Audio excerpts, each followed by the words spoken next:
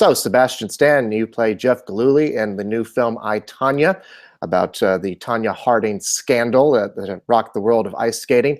What attracted you to this project? I would say is quite simply the script. You know, I was loosely kind of aware of the story and what had happened. I had seen 30 for 30 Price of Gold, but I got the script and then basically, you know, as soon as I read it, I couldn't put it down. I couldn't stop thinking about it. I was quoting some of the lines in it. I found it funny. I found it scary, sad.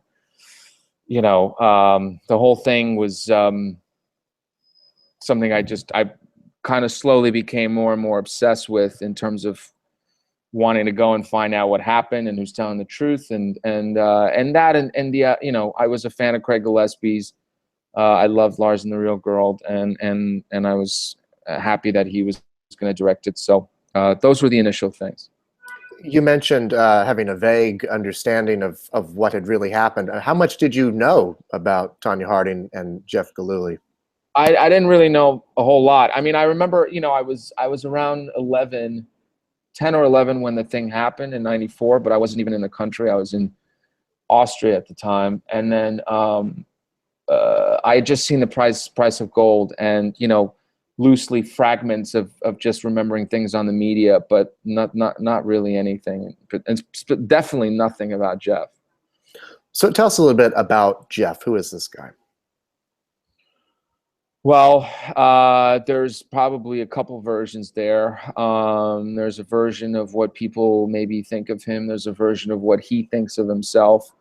You know, essentially there's a version of what everyone takes from, you know, seeing the movie and seeing him in the movie and whatever, you know, perspectives people have at the end. The Jeff that I really ultimately knew is the one that was in the script by Stephen Rogers, which was a character that was written primarily from a 3-hour interview that he had with him about the events that happened in '94.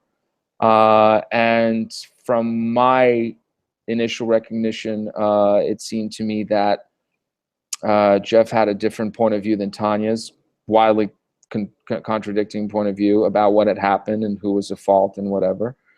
And he was getting another chance here through this telling by Stephen Rogers to sort of tell his story.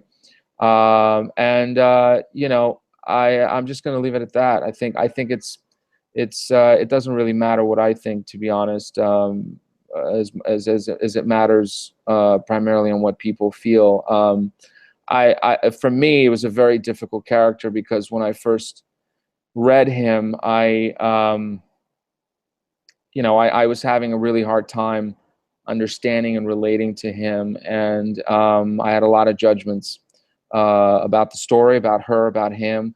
But ultimately, I had to just kind of do my job as an actor, and that job requires me to remove my own judgments and try to, you know, find my way through like a detective, so to speak. And that's, you know, the challenge, and also sometimes what's exciting about this kind of work.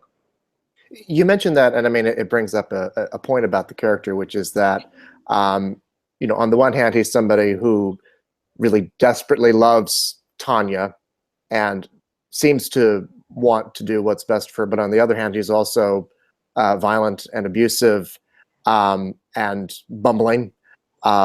Can you talk a bit about finding, I guess, yourself in that? There's very little. There's actually nothing about myself I could find in that. I mean, that was kind of like what was really, you know, appealing to me. It was like I was having an opportunity to go out for this character, and I couldn't sit there. I was sitting there going like, I don't even know how to start like anywhere. And I was like, if I were to get this part, that would be the most amazing thing in the world, is for me to try to find out how to get my way in there.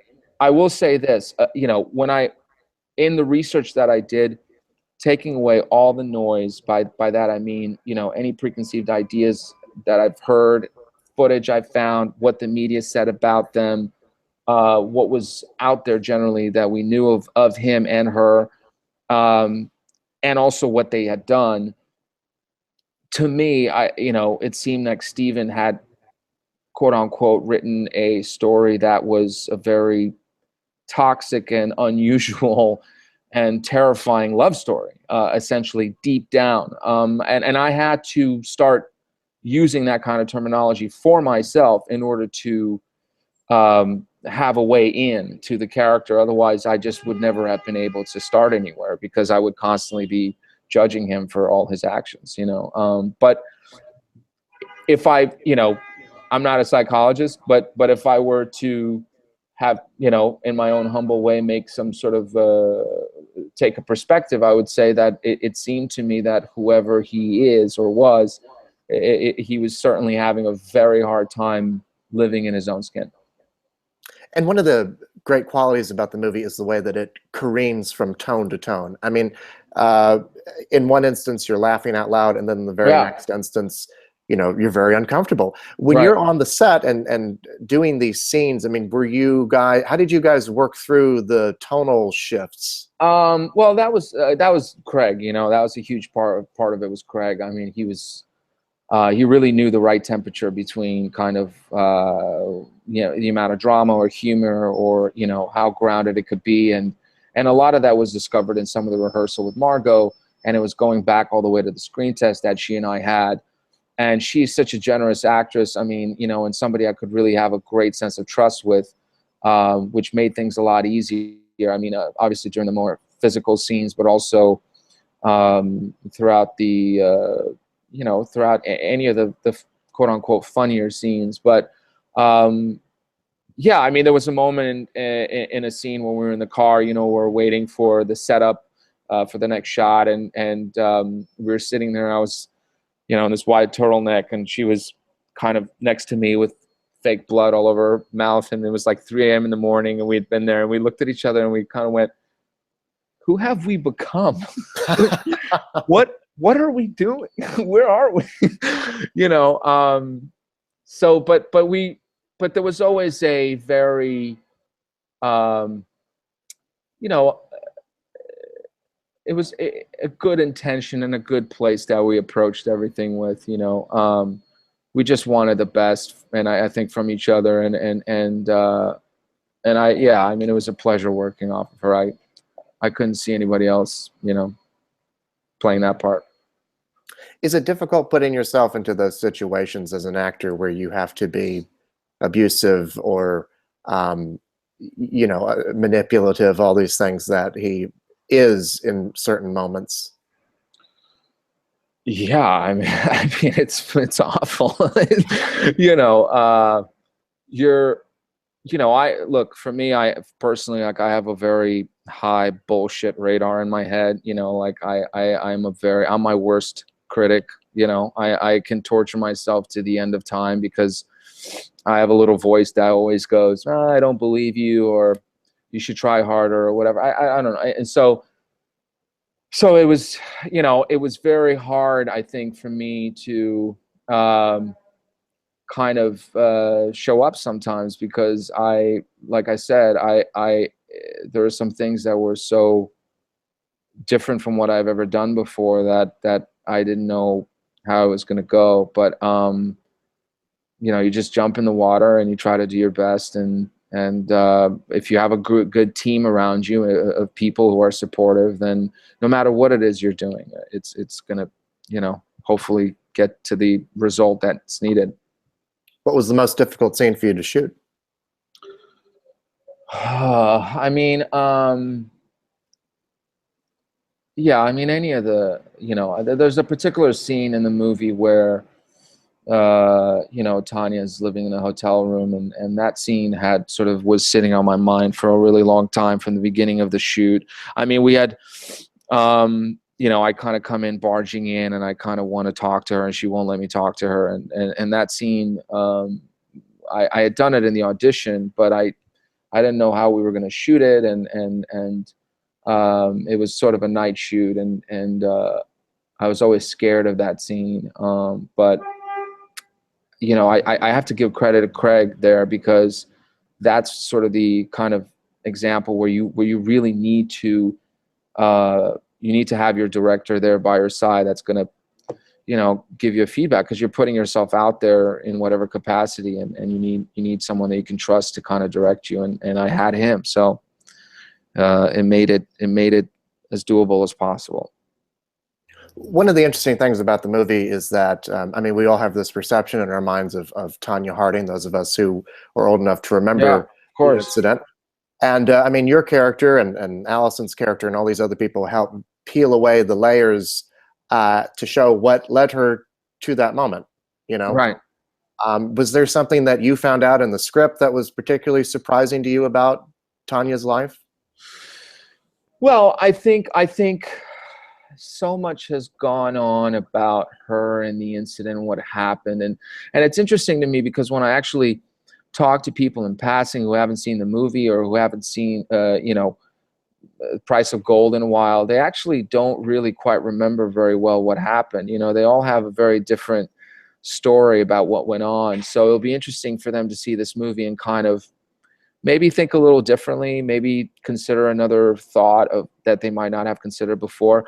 I know personally, one of the things that in my research I felt was missing was that I think, because of the nature of the incident and how it happened and how the media covered it, I think people didn't get a chance to see so much as to what she was going through, and particularly maybe it wasn't as covered, or it had been a little bit forgotten where she was coming from. You know, what kind of childhood she had, how she grew up. You know, it was always a very tumultuous upbringing, and who she was. And so hopefully this movie will kind of make people at least think, you know, think a little bit differently about her, maybe about her life, about who she is. And, you know, I think she's been through a lot. Yeah. It also does a really good job of creating a sense of environment and place.